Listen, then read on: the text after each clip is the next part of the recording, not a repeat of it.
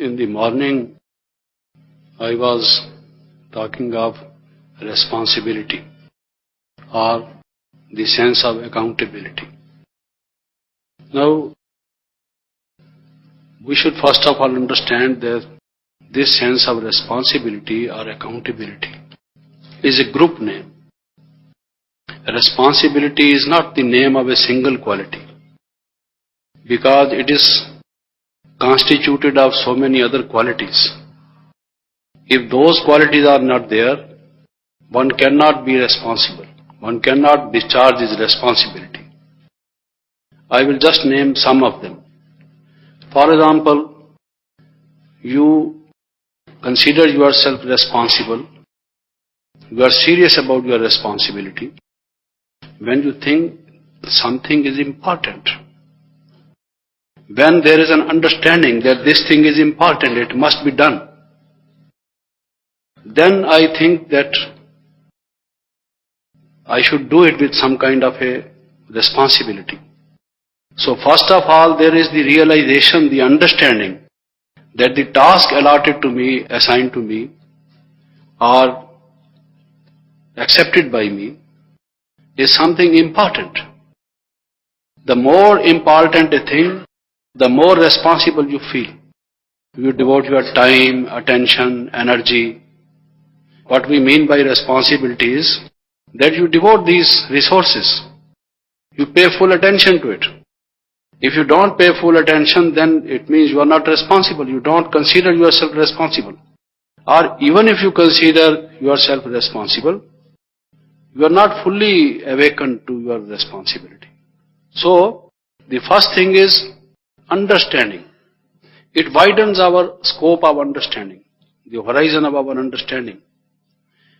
And unless and until we begin to realize important things are important, unimportant are unimportant, what we have been doing is that we have been devoting more time to gossip, to waste of time, to negative thinking, to useless things, which are unimportant. If therefore we now develop the sense of understanding what is important as differentiated from what is unimportant, then only I become responsible. So this responsibility includes in itself the understanding of what is important as from non-important. If I develop this kind of an ability, a faculty, then only I can be a responsible person. And the second is its consequences. If I don't do this, what will happen? Baba says you must stop the leakages. There should be no wastages, no negativities, so on. Now if I don't understand what will be the consequences if I don't do this, then my effort on the right lines cannot start with a sense of responsibility. I therefore should understand that my negativity, my wrong actions are leading the whole world to a global catastrophe. Now each one, for example, contributing to environmental pollution. Everyone has been thinking that if he adds to a little bit of pollution, it doesn't matter. The globe is so big, you see. The globe can take that, you see. If one had understood that if each one makes a contribution to the pollution, ultimately everyone will die, the consequences would be so dangerous, no one realized. So, when I am a responsible person, when I think myself responsible, it means that I understand the consequences. Baba says there is short time left. Within this short time, you have to get rid of your bad actions, your karmic account. You have to inculcate in you the divine qualities. You have to stop all your negativities, so on and so forth. It's a lot of work. And if I don't do it, I lose godly inheritance, God-fatherly inheritance. I don't go to golden age, I don't go to silver age. And it is not that I don't go there only for once. It will repeat endlessly, recurringly, kalpa after kalpa. So enormous is the loss that if during this lifetime Out of all the 84 lives, if during this last phase of this life, if I don't do sincerely my efforts, the consequences are unimaginable, so enormous. And if I think a little, apply my mind to it, put my effort into it, then the consequences are so bright. I get so much. And not only in one cycle after cycle, recurringly. How enormous is the gain and how enormous is the loss. So, if I understand the consequences, not only that it is important to become divine, people also understand it. All the people who give spiritual talk, who are spiritual leaders, who are devoted to some kind of a spiritual discipline, they all think spirituality is important. Therefore, they are devoting time to it. But it repeats, cycle after cycle, they don't understand. Its consequences that the world will get destroyed, you have no other chance. This is the only chance you get in one life, just during the last phase. And if you don't do it now, people think that maybe in the next life, we can do it. Baba says no. Not in the next life, because there is going to be a catastrophe. There is going to be a destruction. After that, you have no opportunity. This is the only opportunity. So mind you, what will be the consequences? It will be a tremendous loss, unimaginable. All your computers, I think, cannot work. How much loss it will be. The most advanced one even. Because it cannot take into account all the factors. Even we do not know how much loss in terms of health, wealth, happiness, all whatever a human being expects, hopes for, will be lost. Sheer loss, you see. Every time it will repeat. So when I consider this enormity of the consequences, then I become responsible. So this sense of responsibility includes this. Then I also realize the opportunities. If I realize the opportunities, even when the hard tests come to me, I don't mind. I say, if I don't face these tests, I will lose this opportunity. I cannot just be, lax about it and I say, oh, there are so many problems, so many difficulties, so many tests.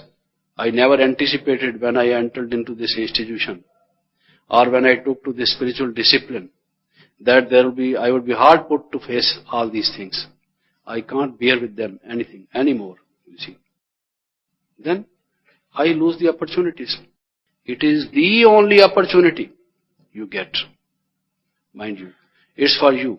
You are your own best friend, your own worst enemy. Now choose what you want. If you want to be your enemy, then give up this opportunity. Baba says, you take the chance and you become the chancellor.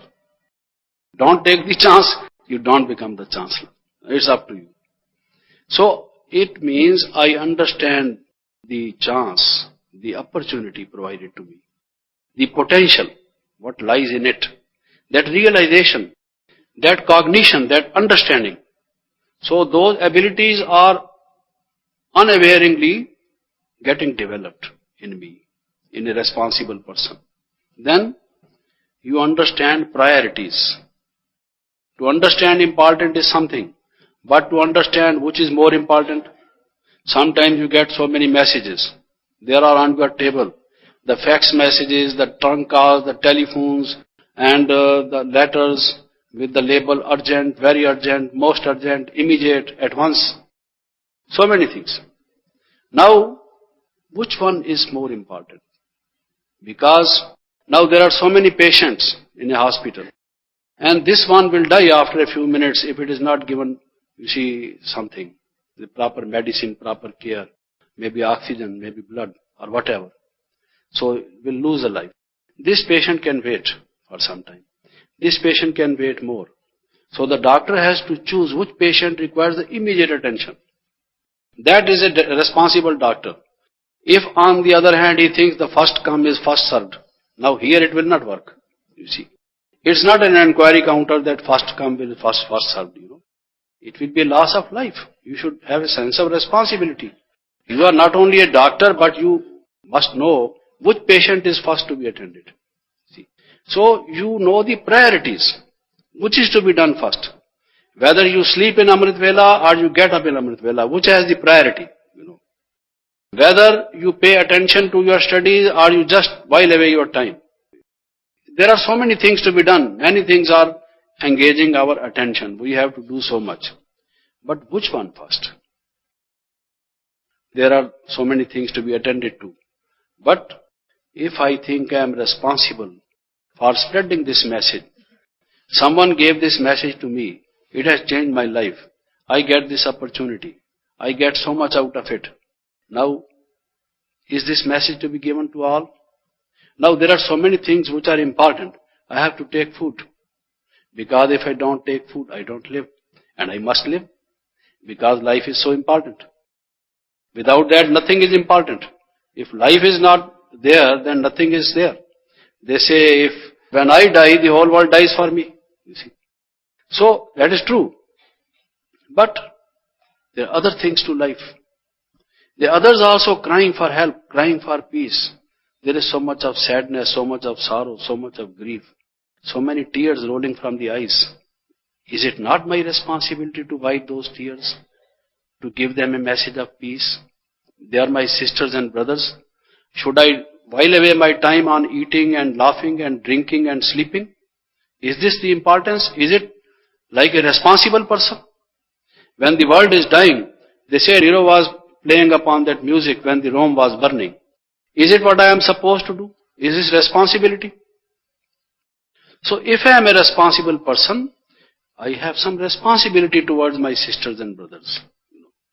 And if I am a responsible person, then I am to have some priorities. During the days of the Yajna, when Baba was in Sakar form, and there was hardship in terms of money, we were very short of funds, and there was very little even to be spent on our meals. Baba would say, you must send literature to people. You must give them message. And save from your, what you get to eat, Because you are the children of God. God is the highest philanthropist, the most generous. So you have to do an act of generosity. You must daily give something in charity. This knowledge, this divine quality, this message. Like a Brahmin, you can't sleep. You can't eat. If you have not given message to even a single person this day. You eat, you sleep, you drink, you do all other things. They have the importance for you, they have the priority for you. Except that others may die, you don't care for them. You don't feel any concern. Then who is going to give this message to all the world? So if I am a responsible person, someone is sitting with me, next to me in my aeroplane, I must give him the message. Maybe I never meet this person again. No other BK meets. Baba has given me this opportunity to tell him, see something, that this is what I want to tell you. Always try to find out an opportunity to convey the message, to give it. You should feel compelled. You must think there is an obligation to be discharged. Because you got this something precious. And if you are depriving it of others, you are mainly selfish. It is not like a responsible person. Baba says in very many murlis, don't you hear? They talk of clairvoyant people, clear audience people, who can listen, No, this is really, even the clear audience people don't listen to the cries of others. They may be here, someone is in Delhi, someone is talking to another person, now he can hear, a person who has this occult power, maybe. There are walls, there are boundaries, and he may be able to see beyond the walls. He may have this occult power. But cannot I see, even those people who are clairvoyant and clear audience and all these abilities, even they can't see that the whole world is burning in the fire of vices. Else they should feel concern for this. That the world is thirsting, it is starving for peace. Baba has given us this kind of clairvoyance, clear audience, clear vision. We can see the condition of the world. And this should therefore give us a sense of responsibility. And in that sense of responsibility is included our priorities. Not that I can do every other thing except give the message. But I must not eat, you see, unless and until I read Murli to somebody, give at least a point of knowledge to somebody, donate some divine quality to somebody, do something in charity. If you have no one to talk to you, at least write a letter to somebody, you see. Do something. Because you are called upon, this is a sense of responsibility. Think of someone, if you can't do anything else, send some good vibrations, okay.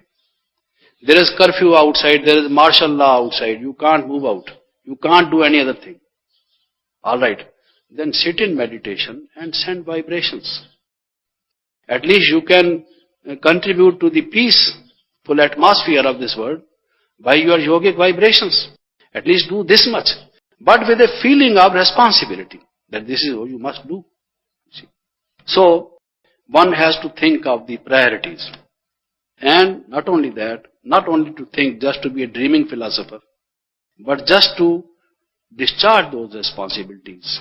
A responsible person thinks not only that this should be done, that should be done, this is important, that is priority, but should be practically doing it. So, it makes you a practical man. There are people who are theoretical. They would talk much, but do little. But responsibility means that you act. That shows your sense of responsibility. If you simply talk about do nothing, that does not fill my belly. You must do something which is concrete, which is something material, something substantial. You must be a person of action. And when you do something in order to discharge your responsibilities, how can you discharge your responsibilities without planning? That would be an irresponsible way of doing things. Any person who does something with responsibility has to plan, has to organize. As how can somebody do it in a proper way? So that again develops your other ability, so that it may not misfire, it may not be miscarried, it may not be wrongly done. It should be beautifully done, it should be done in an excellent way. In order that it may so happen, you plan, you organize. So these are the abilities which also flower. And then you put your heart and soul into it. If you do it half-heartedly, with a divided mind, not with a strong willpower, not putting your whole energy with a full zest, you are not responsible. Any person who, a doctor performing an operation, playing with the life of another person, if he is not doing it with full attention, with full alertness, if he is thinking of his wife or of his children, when he is operating on the heart of somebody, that man may die.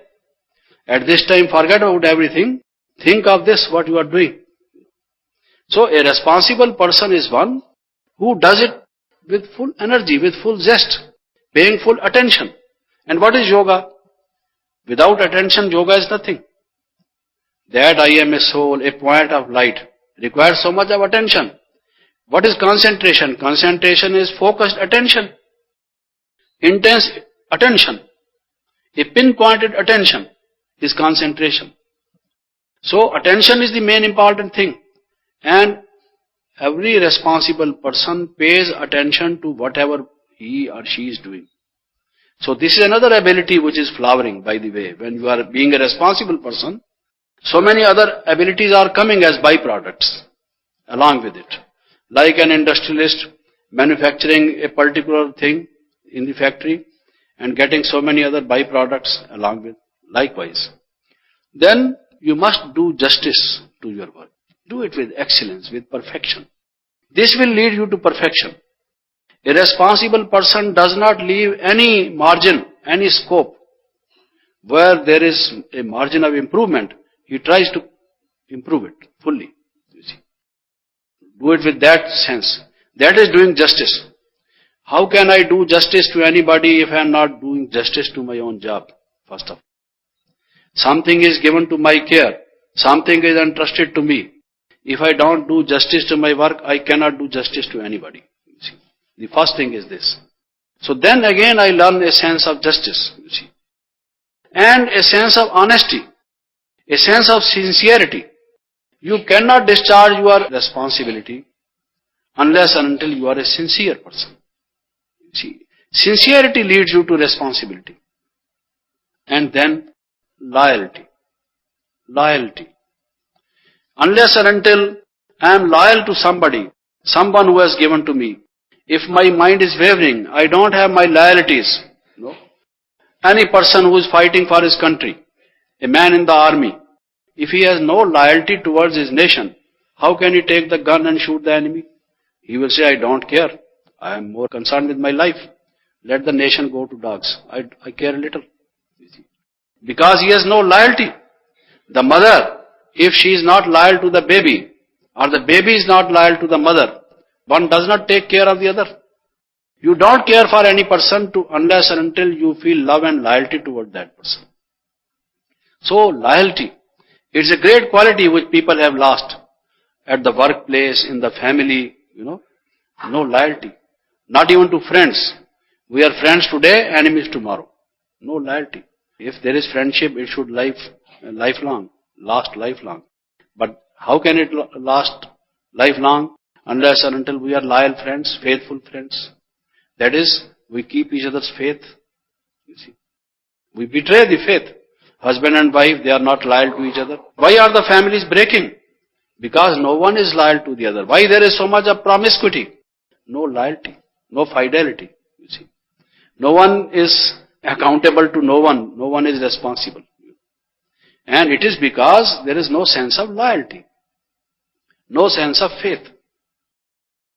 So, what I was saying was that actually responsibility is a group name which includes all these. If I know that by just being responsible, I learn so many things. Suppose I don't know something and my senior says, Jagdish bhai, would you do this? No. How can I do it with responsibility when I don't know anything about it? But they expect me to do it. Baba says, take the chance and become the chancellor. You accept this and try to learn. So responsibility gives you an opportunity to learn, to enhance your abilities, to work for the flowering of your whole potential. So being responsible means that you develop yourself. It is an occasion for your development. They are now trying to have sustainable development, so far as environment is concerned. That there should be development, but sustainable development, so that it does not cause any pollution. But this will always be sustainable development, no pollution. If you just take a responsibility, try to learn, pick up new things. Here is an opportunity. You do not know this. So it is not an excuse to escape. Accept it. Ask them to guide you, help you, and then you accept it with a sense of responsibility. You learn it. Anyone who began to do it did not know it earlier, learned it by practice, by understanding. So also you can, because you are a human being. Take that. So this responsibility brings so many things in us. Now, I was saying about yoga. Now, this is what my responsibility is towards me. First of all, if I can't discharge responsibility about me, if I'm an irresponsible person, even in my own things about my own concern, if I don't feel, then I don't think I can feel concern for any person. As they say, charity begins at home. Similarly, first of all, let me take up my own responsibility. And as I said earlier, my own responsibility starts from my realization that I need to improve myself. That the kind of life which I am leading, as I said earlier, that there should be realization, that the kind of life which I am leading is not the good quality, good level. It is the lowest level, as a matter of fact. It is the lowest level, the bottom level. There is so much margin of improvement because there is so much of negativity, so much of wastage. My energy is being wasted, my time is being wasted. I am not being creative, not being constructive, not getting higher and higher in my life. This is the lowest state of consciousness in which I pass almost the whole of my day. There are other stages of consciousness which are higher, which give me bliss, which give me purity, which give me more happiness. I can lead a better life. How can I make the world better unless and until I first myself become better? Therefore, Baba says transformation starts with the self. Similarly, I would say responsibility starts with yourself. First of all, be responsible to yourself. Pay full attention to your development. Because if you are a developed person, you can develop others by your own example. Baba says when you become a sample and an example, that in itself inspires others. You are an open book which people can read. So they get something from you. They learn something from you. The whole world is looking at you. So first of all, be responsible about yourself and to yourself. And I said, for that purpose, you must practice meditation. Why? If you just analyze our process of meditation, there are 6 or 7 basic thoughts in meditation. And they are very simple statements, very simple affirmations. I just repeat unto you to remind you and to focus your attention on it. And then I tell you how important they are for my development and how I cannot be a responsible person without them. Meditation makes me responsible. Without that, it cannot be. In fullest terms, in real terms. First is, I am a soul, a point of light and might, like a twinkling star. Now this is the first statement. This is about my identity. Now how it is important, I come to it later. This is the first statement. I say to myself, I just think, the idea emerges in my mind and a picture comes on the screen of my mind. I see before the eye of my mind a point of shining light. And I say to myself, this is me. I am this. I am light. I am might. A shining star. A radiant star. Conscient star. First statement. Second is, I say I am eternal and immortal. This is another statement. If I am this, then what is this? It is not material which is vanishing, which is perishable, which is mortal, I say to myself. This point of light which I am is eternal and immortal. Second statement. I am not giving you in terms of order, but just telling you what statements we have when we just begin to practice meditation after 7 days course or within that period. Another is, my original nature is peaceful and pure. My original nature is peaceful and pure. It's very important, I tell you. These are the guidelines for our behavior. Without that, we can't get transformed. My original nature is pure and peaceful. Then, I am a child of God. I am a child of God. And God is also a point of light and might. Okay. Another statement, God is loving. God is kind. God is compassionate. God is the holiest, the mightiest. He knows the past, the present and the future. He never causes any harm to anyone. He is kind and loving. So much He is. He loves me. I love Him. Now, not going into further details, let us take up these. This reminds me that I am the son of a father. They say like father, like son. If I am a worthy son of a worthy father, then what I am supposed to be? And if I say my original nature, because when people shout, they become angry. At the end of it, they say, please don't mind it. I am a short-tempered man because I have blood pressure. Forget about it. Now, some people say, this is my nature. You don't mind. In my heart, I am not so bad, but this is my nature to shout. From my very childhood, I have been talking like that. Now, so many things you do, and you try to rationalize by saying this is your nature, which is actually not your nature. It is your acquired nature. You have acquired it over a period of time. This is not your real nature. If you say God created man in His own image, then this is not your real image, you see. You find all social theories, all political theories, all economic theories, all the social sciences, all psychology, everything. is based on the nature of man. They first of all discuss what is the nature of man. When even you talk about friends, some people in the divine family, you say this is his nature, you forget about him. You see. Or you say he cannot be changed, this is his nature. You see, he cannot give it up.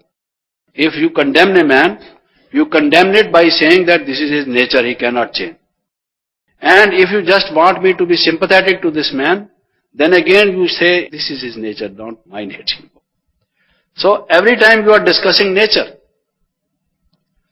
Darwin gave his theory. Karl Marx gave his theory.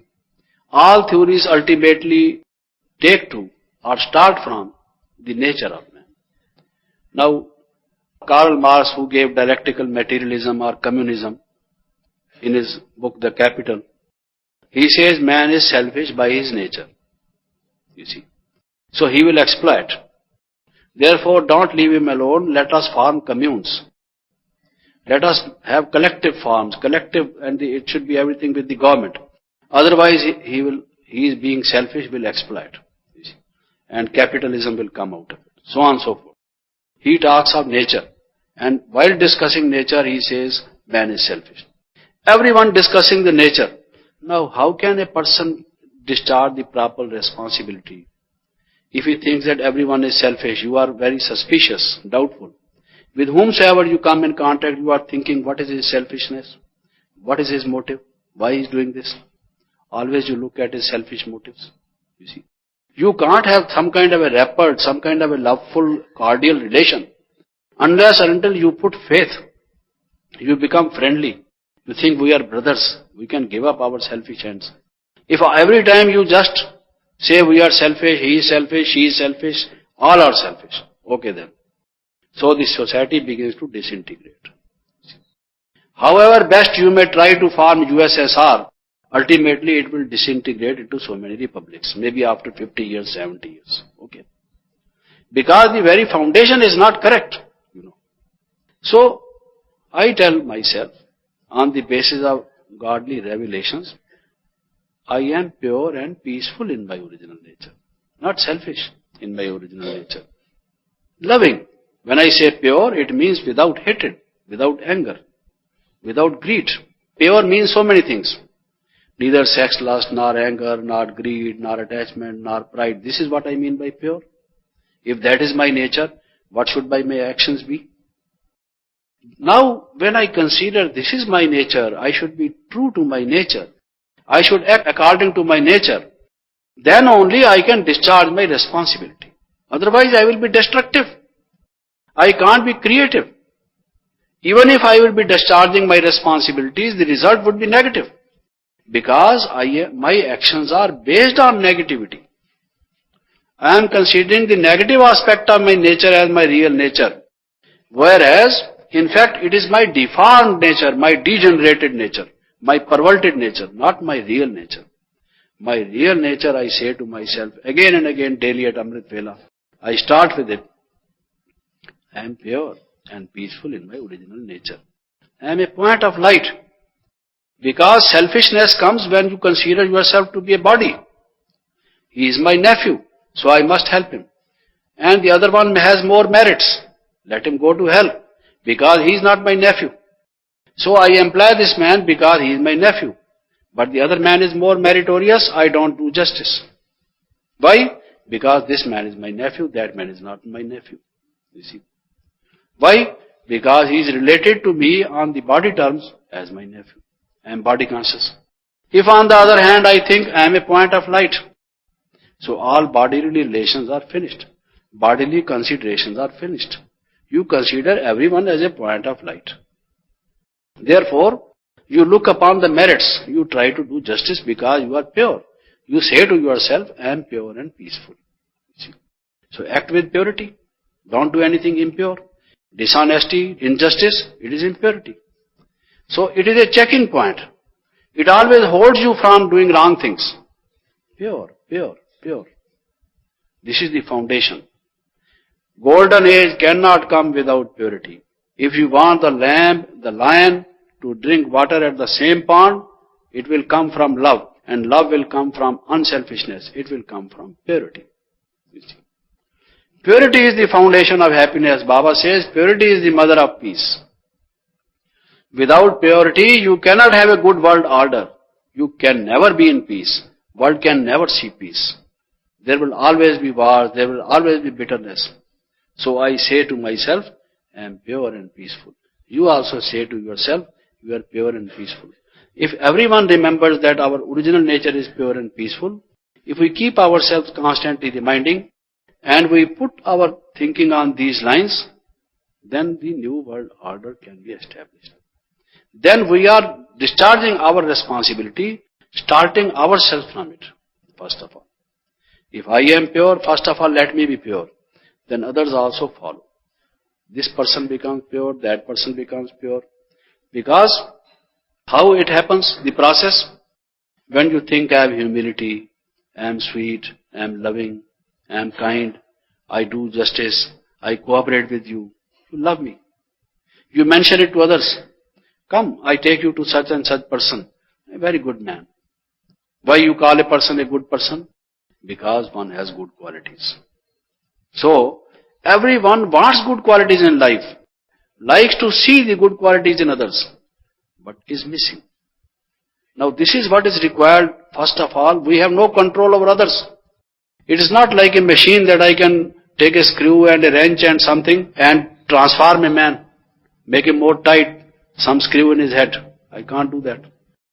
I must transform myself, and taking my example, another man may transform himself or herself. This is how the process starts and the world changes.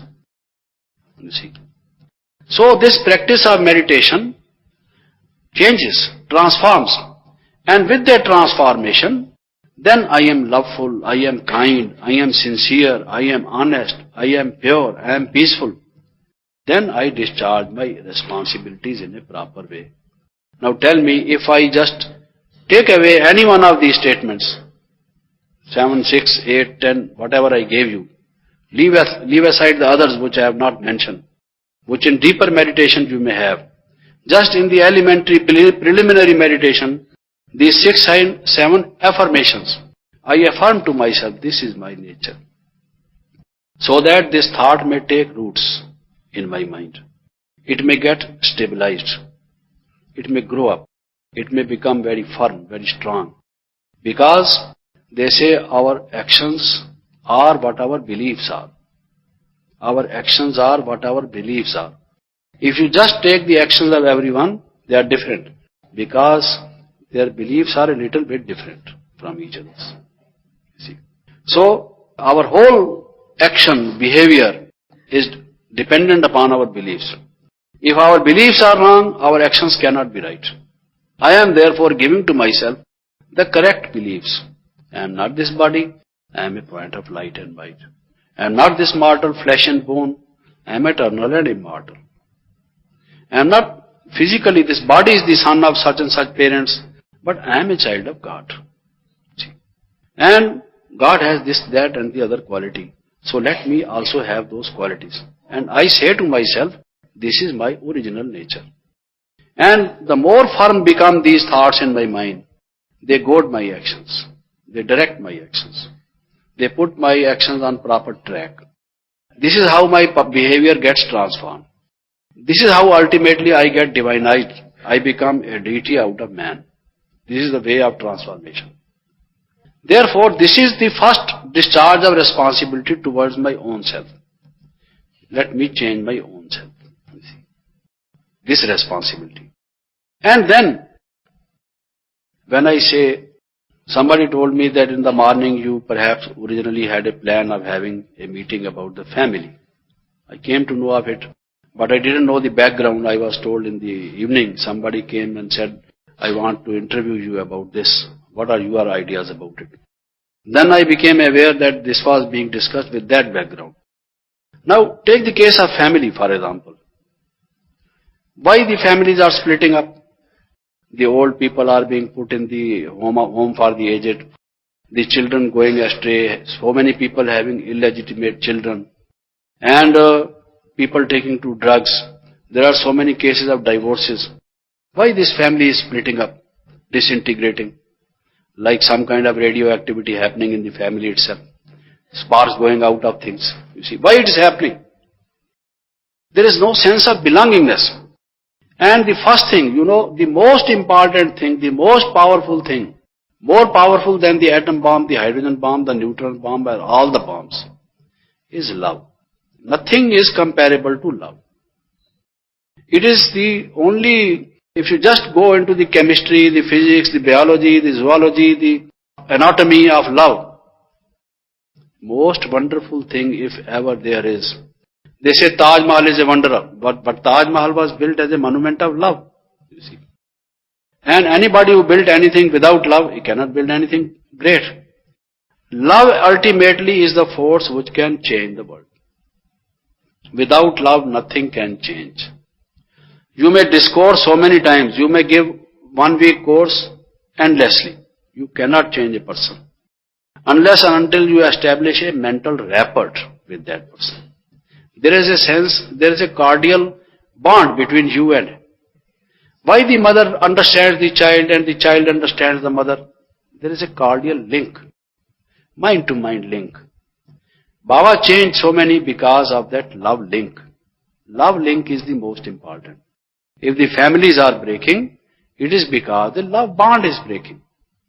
In other terms, if the children are disobedient, if they are taking to drugs, because the parents are not giving them love, and they are therefore trying to while away their sorrow by taking drugs. If there are cases of divorce, because their love is built upon sands, not on any firm rocks, because their love is not there. Their mind is wandering for something which they want to find out, but which they cannot find out. It is only superficial love, artificial love, fake kind of love, not real love. So, that love bond is not there. And love bond cannot be established, can never be established. Any philosopher, any scientist, any thinker, let him explain, I challenge openly. If love bond can be established without meditation, I challenge. You see. You tell me, give me the analysis, how it can be done. It cannot be done. Now when I tell you that God is loving, God is kind, and without any selfish motive, He does not demand anything from you, does not ask you to give Him anything. He wants to give you His inheritance, and His inheritance not only in this life, but in many lives to come. And He is the most sincere friend, the most faithful friend, in whom you can confide the most secret of your secrets, you see. And who can never fail you, can always be with you. He says on the other hand, time and again, take me as your companion, I help you. Now if I can't be loving to such a person, then I am worse than the dust. You see.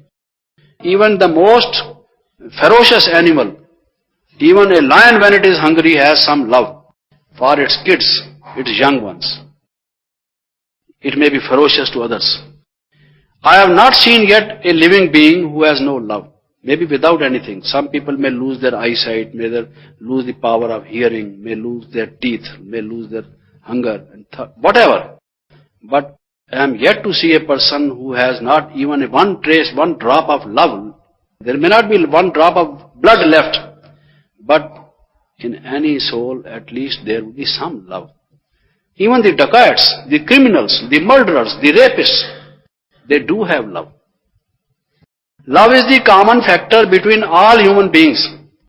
The only thing is love has been transformed. It has become degenerated into the form of sex lust. Sex lust now is being sold in yellow magazines as love, which is actually not love. Or greed, gluttony, I love to eat this food, they say love.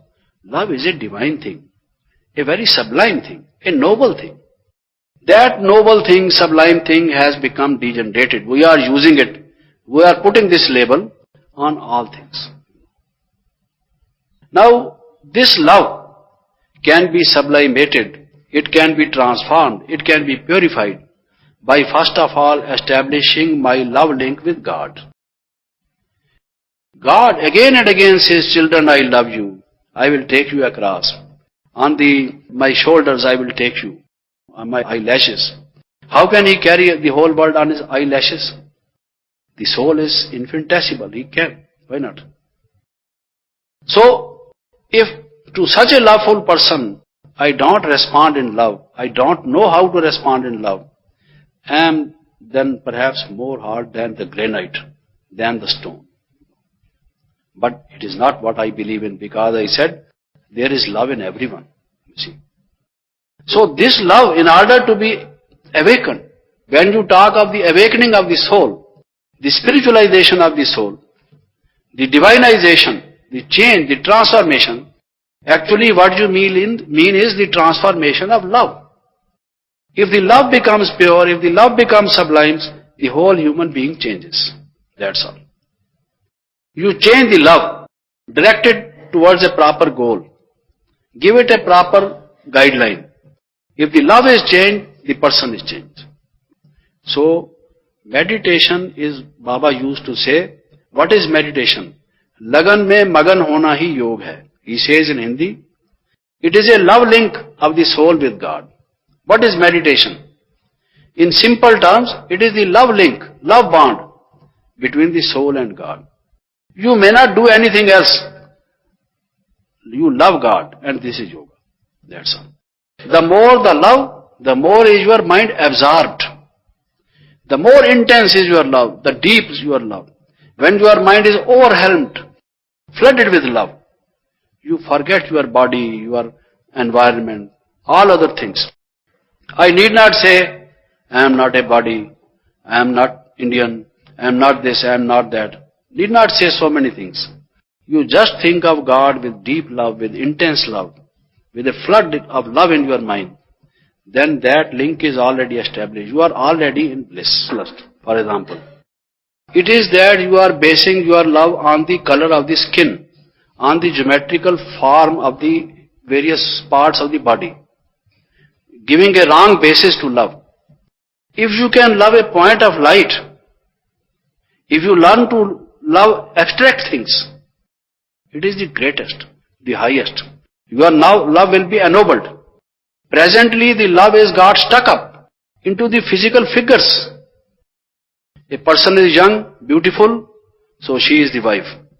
Becomes deformed, there is an accident, you divorce the person, take another wife. Then that means your love is skin deep only, that's all.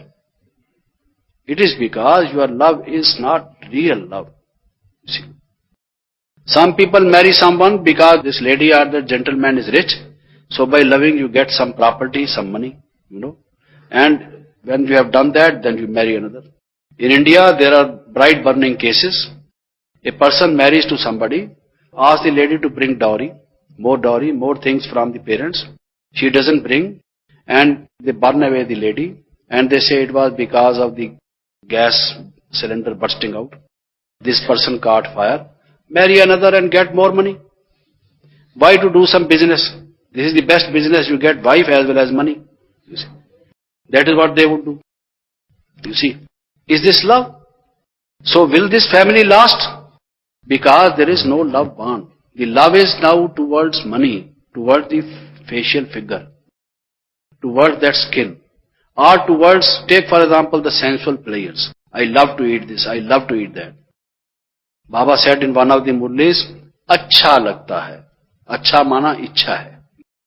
He says, you say I like it, I love it. It means there are desires. As long as there are desires, you can't be a contented person. Because you are the slave. A slave can never be happy. If you are slave to your tongue, if you are slave to your eyes, if you are slave to your other organs of your body, you are just a bond slave. Don't expect happiness. Someone else is your master. You may be 6 feet 2 inches long, but your tongue is 3 inches long. And you are slave to your tongue. So, you are a slave, you see. And therefore you say, I love to eat. Actually, it is the tongue which loves to eat. But just as they say it is my master's voice, it is there your master's voice. The voice actually of the tongue, not of you. You see. And yoga liberates us from all these sensual pleasures, from all this slavery. Baba says, be master of your organs. How can I be master of my organs? unless and until I love something which is abstract, which is the real, the truth. I love the truth, my real identity. And how can I be true? How can I love the truth? Unless and until, first of all, I know my own true identity. I have been considering myself to be a body which is against the reality, against the truth. So if I can believe in something which is utterly false, there can be no more falsehood than this. Because the body is made of matter, it has not any consciousness. Whereas I am a conscient person. And if I consider myself the body, then I am going against the truth. Then how can I be a truthful person? How can my love be true? How can my responsibility I discharge truly? At the end of the letters, it is what they write. Yours sincerely, yours faithfully, and yours truly. Actually, all is wrong. I am neither yours truly, nor lovefully, nor faithfully. Nothing. Sincerely. It is just a formality. Words without any meanings. If I am really sincere, if I am really true to myself, if I am really faithful to someone who shows me the way, who is my best friend, so the family can again be integrated. There can be family units, which is the unit of the society. If you want to change the society, you must change the family. And in order to change the family, you must change the individuals. Because family is the unit of the society. And individual is the unit of the family. If